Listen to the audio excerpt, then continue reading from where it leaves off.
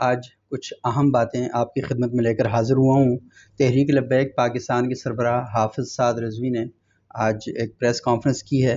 اور اس press conference میں انہوں نے بہت سی باتیں کی، اور جو رپورٹ ہوا اس میں انہوں نے پاکستان کے سینئر اینکر اور سینئر صحافی حامد میر صاحب کو لعنتی قرار دے دیا، اور جس طریقے سے وہ آج کل اپنے غضب اور غصے کا شکار ہیں، تو اس سے لگتا نہیں ہے کہ وہ کسی بڑی جماعت کو اس طریقے سے لے کے چل سکتے ہیں۔ لیکن بہرحال یہ ان کی اپنی مرضی ہے۔ پاکستان میں ویسے بھی اظہار رائے کی آزادی ہے، آپ جسے چاہیں گالیاں دیں، جسے چاہیں مار دیں، اور کیونکہ آپ کو تو ویسے بھی کوئی پوچھنے والا نہیں ہے۔ پولیس اہلکار آپ کے تشدد کا نشانہ بن جاتے ہیں، آپ ہر کچھ عرصے بعد لوگوں کو نکال لیتے ہیں اور انہیں لے کر آپ آ جاتے ہیں، اور ان کی جانوں اور ان کے لوگوں کے مالوں کی پرواہ آپ بالکل نہیں کرتے۔ تو یہ انتہائی افسوسناک اور بڑی سنگین صورتحال ہے، اور پاکستان اس ساری صورتحال کا شکار ہو رہا ہے۔ ایشو یہ ہے کہ میں نے کچھ ڈاکومنٹس پرسوں ٹویٹر پر شیئر کیے تھے، جس میں بتایا تھا کہ جو حویلیہ میں اصل فساد ہوا اس کی بنیاد کیا تھی، اور اس میں بڑے واضح طور پر یہ بتائی ہیں۔ وہ ڈاکومنٹ ہیں، وہ میرے تیار کردہ نہیں ہیں، وہ ایبٹ آباد کی جو ضلعی انتظامیہ ہیں، حویلیوں کے جو انتظامیہ ہیں، اس کے ڈاکومنٹس ہیں، اور اس کے اندر تمام مسالک کے علماء اکرام کے دستخط موجود ہیں، جس میں بڑا کلیئر طور پہ لکھا ہوا ہے کہ جو جلوس ہوں گے وہ کہاں کہاں پر ہوں گے، کہاں کہاں سے گزرا کریں گے، اور گزشتہ ایک بڑے عرصے سے ان معاہدوں کی مکمل طور پر پاسداری ہو رہی ہے۔ لیکن پچھلے سال یہ ہوتا ہے کہ جو تحریک لبیک پاکستان کے ہری پور کے رہنما عمیر الازہری، وہ ہری پور کا جلوس لے کر ایبٹ آباد کی حدود میں آنا چاہتے ہیں، تو انتظامیہ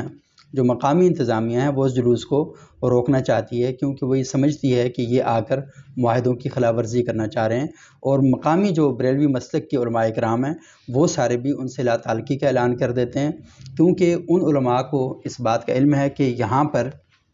فرقہ وارانہ کشیدگی جو ہے وہ بہت ہی پرابلم کریٹ کر سکتی ہے۔ آلریڈی حویلیہ میں کئی لوگ 97 میں بھی 93 میں بھی زخمی ہو چکے ہیں۔ قاری سعید جن کا میں نے بتایا تھا کہ وہ جاں بحق ہوئے، اور کافی لوگ جو ہیں وہ ابھی تک اس سانحے سے اور اس صدمے سے اور ان زخموں سے ابھی تک باہر نہیں نکل پائے ہیں۔ تو اس لیے مقامی علماء اکرام نے، سیاسی جماعتوں کے مائدین نے اور ضلعی انتظامیہ نے مل کر اس مسئلے کا جو حل نکالا ہے، اس مسئلے کے حل کو خراب کرنے کے لیے عمیر الازہری صاحب ہری پور سے پچھلے سال بھی آئے، اور وہاں پر کشیدگی پیدا ہوئی، اور اس سال 12 ربیع الاول کے روز دوبارہ آنا چاہ رہے تھے۔ انتظامیہ نے ان سے کہا کہ آپ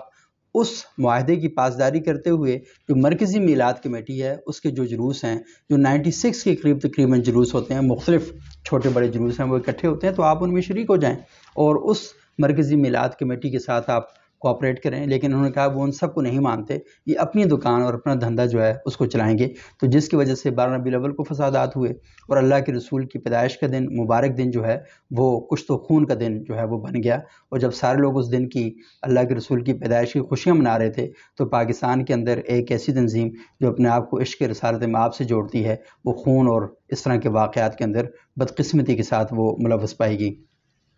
پھر وہاں پر ہی سعد حسین رضوی صاحب نے بغیر تحقیق کیے، ان کو چاہیے تھا کہ وہ مقامی علماء اکرام سے رابطہ کرتے، تحقیق کرتے یہ سارا واقعہ اصل میں ہے کیا، اور اس کے بعد وہ پھر اناؤنسمنٹ کرتے۔ تو انہوں نے وہاں پر جوش سے بھرا ہوا ایک خطاب کیا اور کہا کہ ڈپٹی کمشنر کو، DPO پی او کو دھمکیاں دیں کہ تم اگر ایک باپ کے بچے ہو تو ہمیں روک کے دکھاؤ۔ تو یہ اس طرح کی باتیں سٹیج پر کیں، اور یہاں پر کوئی آپ اسرائیل فتح کرنے کے لیے آ رہے ہیں، کشمیر فتح کرنے کے لیے آ رہے ہیں، آپ کس کام کے لیے آ رہے ہیں؟ اور آپ نے کہا جی کہ ناموس رسالت کے ایشو ہے، تو کیا نعوذ باللہ، اللہ تعالیٰ معاف فرمائے، حویلیاں کے لوگ یا حویلیاں کی پولیس جو ہے وہ کوئی اللہ کے رسول کی شان میں نعوذ باللہ گستاخی کر بیٹھی ہے؟ آپ کا جس کا جی چاہے گا آپ اٹھیں گے، اس کو یہ الزام لگا دیں گے، اور ان کو کبھی یزیدی کہنا شروع کر دیتے ہیں، کبھی فرعون کہنا شروع کر دیتے ہیں، کبھی کیا آپ جس کو چاہیں گے بس اپنی مرضی کے مطابق رگڑنا شروع کر دیں گے۔ پاکستان آلریڈی اس فرقہ واریت سے بڑی مشکل کے ساتھ نکلا ہے، اگرچہ کہ ہم اس وقت سیاسی فرقہ واریت کا شکار ہو رہے ہیں، لیکن مذہبی فرقہ واریت نے پاکستان کی جڑوں کو کھوکھلا کرنے میں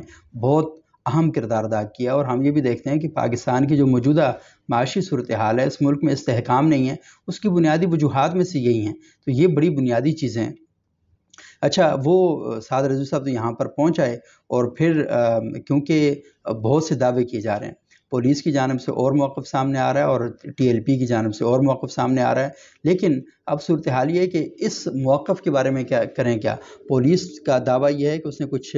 34-35 لوگوں کو گرفتار کیا ہے اور ان کو آج انسداد دہشت گردی کی عدالت میں پیش کیا گیا، لیکن TLP انہیں اپنا کارکن ماننے سے انکاری ہے ظاہری طور پر، کیونکہ آج پریس کانفرنس میں بھی کوئی ذکر نہیں کیا ان لوگوں کا، اور ان لوگوں کا تعلق ہری پور سے یا مانسہرہ سے، ایبٹ آباد سے نہیں ہے. تو اگر یہ لوگ ایبٹ آباد کے ہوتے، مقامی لوگ ہوتے، تو پولیس مقامی لوگوں کو پکڑتی، لیکن مقامی لوگ نے اس سارے فتنہ اور فساد میں شرکت کرنا گوارہ ہی نہیں کیا، کیونکہ وہ سمجھ رہے تھے کہ یہ جو ایک پرامن فضا کو تباہ کرنے کی کوشش کی جا رہی ہے، تو اس سے انہوں نے کسی صورت میں سے سپورٹ نہیں کیا. اچھا، اس کے علاوہ جو مرکزی میلاد کمیٹی ہے اور باقی جو جماعتوں کے مائدین ہیں، انہوں نے بھی اس سارے واقعے پر شدید مذمت کی، اور ایبٹ آباد کے شہریوں نے پولیس کو سپورٹ کیا اور پولیس کے موقف کو اس وجہ سے سپورٹ کیا کہ جو ایگریمنٹ ہیں ان کے اوپر پولیس عمل درآمد کروا رہی تھی. تو یہ اصل میں ایک بنیادی وجہ ہے، ورنہ پولیس کو اس طرح سپورٹ آپ کو پتہ ہے بہت کم ہی کیا جاتا ہے. تو اب جو FIR کٹی ہے اس میں تقریباً 86 افراد ہیں، اور یہ جو 86 افراد ہیں ان میں بھی جو اکثریت ہے وہ ایبٹ آباد کے لوگ نہیں ہیں، وہ مانسہرہ سے ہیں، ہری پور سے ہیں اور وہاں کے لوگ ہیں. اور TLP کا یہ دعویٰ ہے کہ ان کے 4 لوگ جو ہیں اس واقعے کے اندر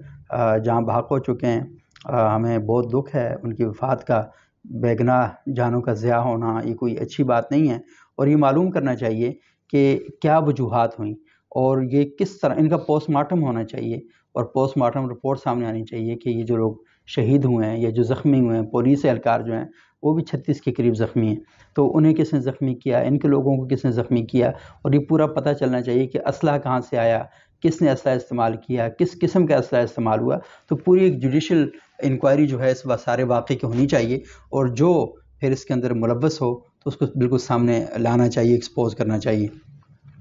اس سارے واقعے کے اندر کیونکہ ہمیں ذاتی طور پر بہت زیادہ دکھ ہوا کہ آپ مذہب کا اس طریقے سے استعمال کرتے ہیں کہ جس سے معاشرے کے اندر انتشار پیدا ہوتا ہے. تو میں نے ایک بات کی تھی کہ یہاں پر جو پنجاب سے مولوی حضرات آتے ہیں وہ سب زیادہ پرابلم کریٹ کرتے ہیں. تو اس پر ہمارے کچھ پنجابی دوستوں کو بہت زیادہ تشویش ہوئی، تو انہوں نے سمجھا کہ شاید میں پنجاب کے لوگوں کو ٹانٹ کر رہا ہوں یا ان کی مخالفت کر رہا ہوں. تو بھائی ایسی بات نہیں ہے، میں پنجاب کے لوگوں کے بارے میں نہیں، پنجاب میں ماشاءاللہ بہت ہی زبردست قسم کے علماء کرام ہیں. علامہ عبدالرحیم صاحب جو جامعہ اشرفیہ کے ہیں، اور اس کے علاوہ علامہ طاہر القادری صاحب ہیں. اچھا، کئی اور بڑے زبردست قسم کے اسکالرز ہیں، مکاتب اہل سنت کے بھی اور مکاتب اہل تشیع کے بھی. تو وہ بہت ہی زبردست قسم کے علماء ہیں، ہمیشہ امن کے حوالے سے بات کرتے ہیں. لیکن آپ دیکھتے ہیں کہ ہر سال ہمارے بچپن سے لے کر آج تک ایک لسٹ جاری ہوتی ہے ہر سال. اس لسٹ کے اندر بتایا جاتا ہے کہ ان علماء اور ذاکرین کے ان علاقوں میں داخلے بند ہیں. تو مجھے بتائیں ان میں سے 90% مولوی وہ ہوتے ہیں جن کا تعلق پنجاب سے ہوتا ہے. تو مجھے بتائیں وہ تو پنجاب پولیس جاری کرتی ہے، پنجاب کی ڈسٹرکٹ انتظامیہ جاری کرتی ہے، اخبارات کو بھیجے جاتے ہیں، ان کا تعلق پنجاب کے ساتھ ہوتا ہے. تو میں ان علماء کی بات کر رہا ہوں، ان مولویوں کی بات کر رہا ہوں جو دوسرے علاقوں میں جاتے ہیں، وہاں جا کر فتنہ پروری پیدا کرتے ہیں. تو ان کے حوالے سے میں نے بات کی. اور اس میں ایک بڑی امپورٹنٹ بات یہ بھی ہے کہ یہ جو اگر میں نام لوں گا تو پھر بہت سے لوگوں کو شاید تکلیف ہو، لیکن میں اگر پاکستان میں حیاتی مماتی ایشو ہے تو اس میں آپ دیکھ لیں کہ پنجاب سے چیزیں اٹھتی ہیں، خیبر پختونخوا کے اندر آتی ہیں، پرابلم کریٹ کرتی ہیں. خیبر پختونخوا کے اندر بھی یہ پرابلم ہے، لیکن وہاں جو زیادہ گیخت ان کے اندر پیدا ہوتی ہے وہ وہاں سے جب پیدا ہوتی ہے، جو تکفیر اور اس طرح کے معاملات تک چلے جاتے ہیں تو صورتحال یہاں تک پیدا ہو جاتی ہے. اٹک سے، سرگودا سے، جھنگ سے، لاہور سے، کیا کہتے ہیں ڈیرہ غازی خان سے، اچھا پھر راولپنڈی سے. میں علاقوں کے نام لے رہا ہوں، اب پنجاب کے ان مولویوں کے نام نہیں لے رہا، لیکن آپ خود جانتے جائیں کہ وہ کون کون سے لوگ ہیں. اور یہ تمام مسالک ہیں، ایسا نہیں ہے کہ وہ کسی ایک مسلک ہیں. سیالکوٹ سے، وہاں سے. اور آپ نے حالیہ دنوں میں دیکھا کہ ایک شیعہ ذاکر کو دوران تقریر قتل کر دیا، گولی مار دی گئی، گھروں سے نکال کے لوگوں کو قتل کیا گیا. تو بہت سے ایسے ایشو جو ہیں وہ ہمارے سامنے پیش آئے ہیں جن کی وجہ سے میں نے اس وجہ سے کہا تھا کہ پنجاب سے یہ لوگ آتے ہیں اور آ کے وہاں پرابلم کریٹ کرتے ہیں. اچھا، اس کی وجہ کیا ہے؟ اس کی وجہ یہ ہے کہ پنجاب کا مزاج ٹوٹلی مختلف ہے، خیبر پختونخوا کا مزاج ٹوٹلی مختلف ہے. اب پنجاب میں ایک عالم دین جب گفتگو کر رہا ہوتا ہے یا تقریر کر رہا ہوتا ہے تو اس کا جو مجمع ہے شاید وہ اس کو اس طریقے سے نہ لے رہا ہو جس طرح خیبر پختونخوا کا مجمع اس کو لیتا ہے. تو یہ اصل میں تھوڑا سا اس کا بھی ایشو ہے، ایک پرابلم ہے کہ کچھ تقریر کرنے پر جو جوش پنجاب میں نہیں پیدا ہوتا وہ یہاں پر زیادہ پیدا ہو جاتا ہے۔ تو اس طرح کی جو چیز آپ کو تقریروں کے ذریعے ہی اتنی بڑی بڑی دہشت گرد جماعتیں جو ہیں وہ پیدا ہوئی ہیں، اور یہ خود پنجاب کے لوگ مانتے ہیں کہ ہاں یہ ساری چیزیں ہوئی ہیں، اور خود اس چیز کو تسلیم کرتے ہیں۔ تو مجھے بتائیں کہ میرے اس جملے سے آپ کو کیا پرابلم یا تکلیف پیش آ گئی؟ میرا تو پورا ایک پس منظر تھا اور میں نے اس کو پورا لاجیکلی آپ کے سامنے شیئر کیا، لیکن پنجاب کے اندر ماشاءاللہ بہت اچھے علماء بھی ہیں، اور انہوں نے بہت بڑی خدمت کی ہے، دین کے حوالے سے بھی لوگوں کی خدمات کی ہیں۔ آپ دیکھیں کہ بہت سے بڑے عالمی سطح کے ادارے بنے ہوئے ہیں جس میں ان علماء نے بہت زبردست قسم کا کام کیا۔ علامہ ثاقب رضا مصطفی صاحب ہیں، بریلوی مسلک کے، بڑی خدمت کا کام کر رہے ہیں۔ اچھا، مسلم ہینڈز ہے، بحیرہ شریف، صاحبزادہ سید لخت حسنین صاحب، صاحبزادہ امین الاسناد صاحب، ان کا ادارہ ہے، بہت شاندار قسم کا کام کر رہا ہے۔ میں نے جامعہ اشرفیہ کی آپ کے سامنے مثال دی، انتہائی پرامن طریقے سے معاشرے کے اندر وہ اپنی جو خدمات ہیں انہیں سر انجام دے رہے ہیں۔ علامہ طاہر القادری صاحب کی بات کی کہ ان کے نظریات سے آپ اختلاف کر سکتے ہیں، سیاست سے اختلاف کر سکتے ہیں، لیکن کبھی بھی علامہ طاہر القادری نے سوائے یہ جو ریاست نہیں سیاست نہیں ریاست بچاؤ، اس میں اسلام آباد میں آ کے انہوں نے تھوڑی سی ڈنڈی ماری ہے، لیکن اس کے بغیر ہم دیکھیں تو مجموعی طور پر مذہبی حوالے سے علامہ طاہر القادری صاحب کے بارے میں آپ یہ نہیں کہہ سکتے کہ انہوں نے کوئی فتنہ یا فساد پیدا کرنے کی کوششیں کی ہیں۔ تو پورے ملک کے اندر جہاں کہیں یہ ساری چیزیں ہو رہی ہیں تو پیچھے ہمیں یہاں کے علماء کا کردار دکھائی دیتا ہے۔ اچھا، اس کے اندر آپ ایک بات یہ بھی کر سکتے ہیں کہ مثال کے طور پر جو بڑے برانڈ ہوتے ہیں بڑے شہروں کے اندر ہوتے ہیں، تو ہم یہ کہہ سکتے ہیں کہ جو مذہب کے بڑے برانڈ ہیں وہ بھی پنجاب کے اندر موجود ہیں، جس طرح باقی برانڈ کراچی میں یا کیا کہتے ہیں پنجاب میں ہیں، تو اس طرح ہم یہ کہہ سکتے ہیں وہاں پر ہیں۔ لیکن وہی بات ہے کہ جو اثرات ہیں وہ بڑے عجیب و غریب قسم کے پیدا ہو رہے ہیں۔ علامہ سعد رضوی صاحب ہو گئے، علامہ احمد لدھیانوی صاحب ہو گئے، مولانا کیا کہتے ہیں اللہ وسایہ صاحب ہو گئے، الیاس گھومن صاحب ہو گئے، یا ساجد نقوی صاحب، ساجد میر صاحب، حامد موسوی صاحب، وہ تو تقریر کر کے چلے جاتے ہیں، لیکن وہاں ان علاقوں کے اندر جو فساد اور فرقہ واریت اور ایک دوسرے کے خلاف نفرتیں اور کانفلکٹ جو پیدا ہوتا ہے وہ پھر تو وہاں نہیں ہوتے نا، وہ تو چلے جاتے ہیں، وہ مقامی سطح پر شہروں کے شہر تباہ برباد ہو جاتے ہیں، اور ان کی تقریر سے جو ماحول بنتا ہے وہ کئی مہینوں تک آپ اس کو پھر بہتر نہیں بنا سکتے۔ تو یہ صورتحال جو ہے ساری ہمارے سامنے پیدا ہوتی ہیں۔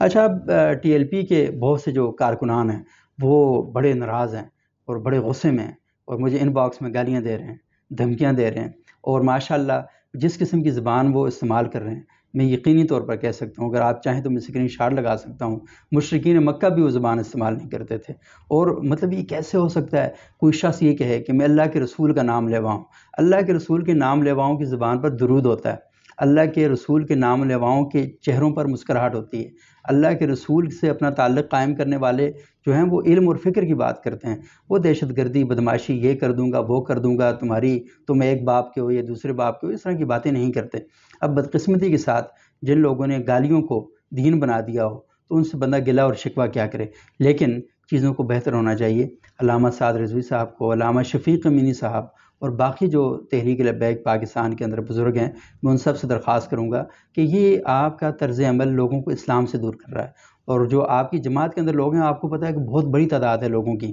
جو آپ کے ساتھ جڑی تھی، وہ اب آپ کو چھوڑتی جا رہی ہے، اور وہ سمجھتے ہیں کہ اس کا جو نتیجہ ہے وہ کچھ بھی نہیں ہوگا، اور ایٹ دا اینڈ اپنا نقصان کر کے جو پرابلم ہے وہ ہوں گے۔ ہمارے سامنے پنجاب میں صرف یہی نہیں ہے، ہم نے پورا ایک ماضی دیکھا ہوا ہے، ایک اور بھی بڑی جماعت ہوتی تھی مکتبہ دیوبند کی، اس کے جلسوں میں لوگ ہزاروں کی تعداد میں شریک ہوتے تھے، اس کے مقرر بھی بڑے شعلہ بیان ہوا کرتے تھے، ان کی خوف اور دہشت کا بھی یہ عالم تھا کہ بیوروکریسی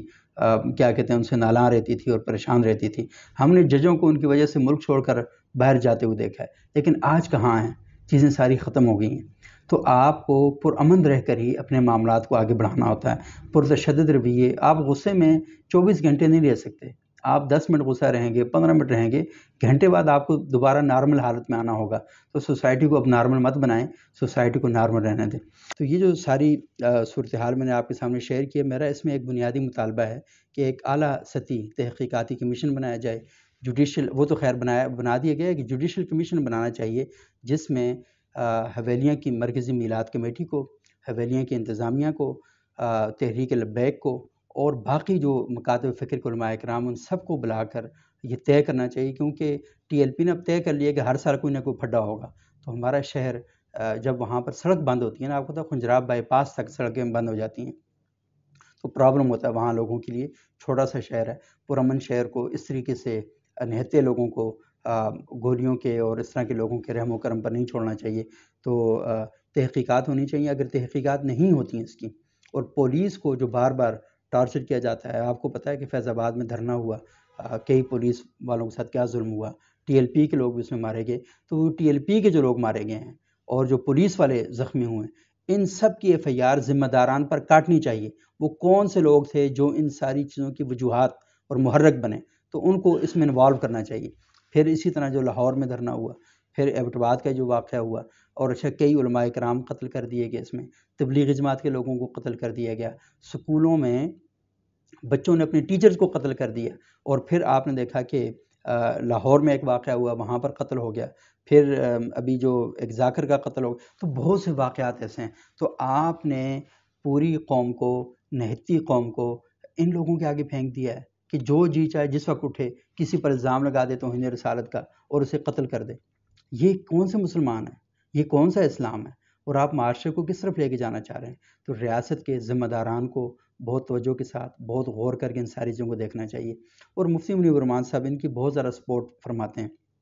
مولانا فضل الرحمان صاحب بھی، سراج الحق صاحب بھی، جتنے بھی لوگ ہیں وہ اس سارے واقعے پر بالکل چپ کر کے بیٹھے ہوئے ہیں، جیسے کچھ ہوا ہی نہیں ہے۔ یعنی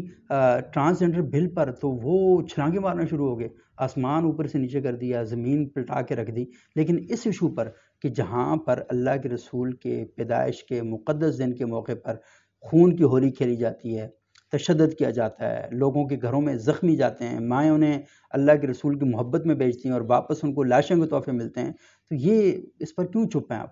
یہ جو آپ کی چپ ہے، یہ جو آپ کی خاموشی ہے، یہ انتہائی مجرمانہ قسم کی خاموشی ہے۔ اور آپ اگر ان موقعوں پر چپ ہیں تو اس کا سیدھا سا ایک ہی مطلب ہے کہ آپ کا خدا کی ذات پر کوئی یقین نہیں ہے،